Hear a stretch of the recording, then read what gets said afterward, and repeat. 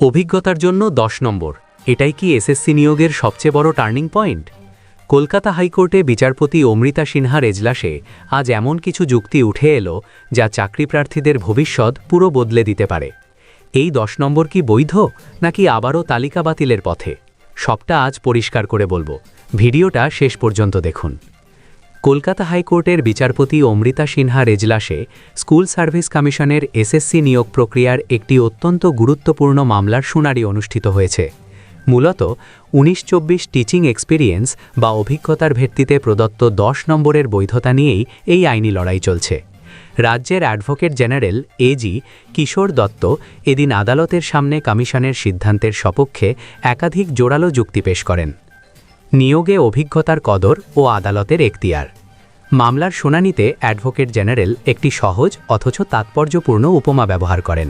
তিনি বলেন, রান্নার কাজের জন্য যেমন একজন অভিজ্ঞ রাঁধুনিকেই সাধারণত অগ্রাধিকার দেওয়া হয়, ঠিক তেমনি শিক্ষক নিয়োগের ক্ষেত্রেও অভিজ্ঞতার একটি বিশেষ মূল্য থাকা উচিত। তার মতে, সিলেকশন কমিটি যখন কোনো নিয়ম বা রুলস তৈরি করে, তখন তা বিশেষজ্ঞদের মতামতের ভিত্তিতেই হয়।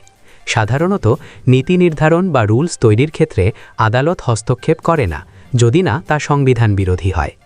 সংবিধান ও সাম্যের অধিকার লঙ্ঘন হয়নি। মামলাকারীদের একাংশের অভিযোগ ছিল যে অভিজ্ঞদের বাড়তি নম্বর দেওয়া বা আলাদা করে দেখা সংবিধানের 14 নম্বর অনুচ্ছেদ বা সাম্যের অধিকারের বিরোধী।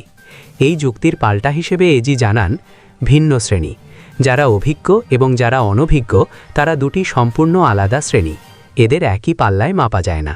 কাজের স্বীকৃতি, যারা ইতিমধ্যেই কাজের মাধ্যমে দক্ষতা অর্জন করেছেন, তাদের বাড়তি সুবিধা প্রদান করা কোনোভাবেই বৈষম্য নয়।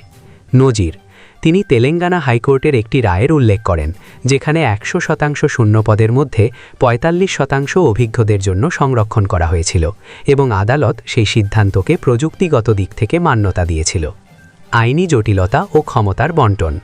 শুনানিতে প্রশ্ন উঠেছিল, এসএসসি বা সাবঅর্ডিনেট লেজিসলেচার কি নিজের ইচ্ছেমতো রুলস তৈরি করতে পারে? এর উত্তরে সুপ্রিম কোর্টের ইলেকট্রিসিটি অ্যাক্টের রায় তুলে ধরা হয়। এজি ব্যাখ্যা করেন যে মূল আইনসভা বা প্যারেন্ট লেজিসলেচার ক্ষমতা প্রদান করলে সাবঅর্ডিনেট বডি নিয়ম তৈরি করতে পারে। গেজেট নোটিফিকেশন মেনেই কমিশন কাজ করেছে, তাই এই প্রক্রিয়াকে আরবিট্রারি বা মন গড়া বলা চলে না। অনিশ্চয়তার মেঘ ও পরবর্তী পদক্ষেপ। যদিও এদিনের শুনানিতে ভোকেশনাল, পার্ট টাইম এবং সেন্ট্রাল টিচারদের 10 নম্বর পাওয়ার যোগ্যতা নিয়ে প্রশ্ন উঠেছিল, তবে এজি এ বিষয়ে পরবর্তী শুনানিতে তার বক্তব্য পেশ করবেন বলে জানিয়েছেন। তিনি আরও 10-12টি পুরনো মামলার রায়, জাজমেন্টস আদালতে পেশ করার জন্য সময় চেয়েছেন। আগামী 10ই ফেব্রুয়ারি মঙ্গলবার এই মামলার পরবর্তী শুনানি ধার্য করা হয়েছে। তবে রোস্টার পরিবর্তন এবং ইতিমধ্যেই নিয়োগ প্যানেল প্রকাশিত হয়ে যাওয়ায় আইনি জটে পুরো প্রক্রিয়াটি দীর্ঘায়িত হওয়ার আশঙ্কা করছেন চাকরি প্রার্থীরা।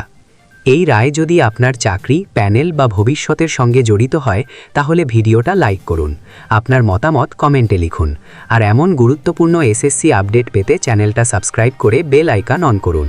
আপনার একটাই কমেন্ট অনেকের সিদ্ধান্ত বদলাতে পারে।